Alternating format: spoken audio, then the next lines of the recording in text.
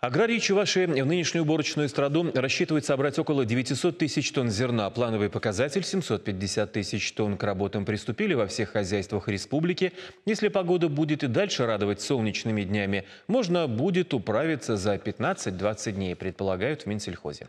Как справляются хозяйства Маргаушского округа, проверил министр Сергей Артамонов.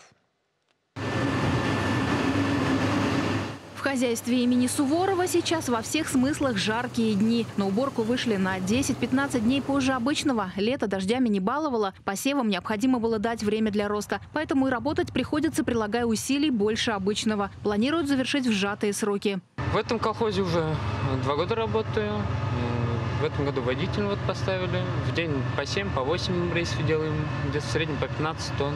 Посевная площадь внушительная, около 3000 гектаров. Тут и пшеница, и ячмень, овес, и кукуруза. Обеспечить скорость работ помогает модернизация техники. Технику в основном новые покупаем, потому что старые уже, они время, если сломается, целый день комбайн простоит, считайте, если на прямой уборке идет, это 20-25 гектаров уже теряется, что не можем убрать. В этом году в хозяйстве купили новые тракторы и комбайн. По республиканской программе аграриям компенсируется от 35 до 50% затрат на покупку спецмашин, что значительно облегчает работу сельхозпроизводителям. Урожайность озимой пшеницы на уровне 40 центнеров с гектара, яровой ожидается в пределах 30-35. Примерно такие же цифры по всей республике. На сегодня в Чувашии все муниципальные округа вышли на уборку. В полях работает около 700 комбайнов. На сегодняшний день уже убрано с площади 63 тысячи гектар и намолочено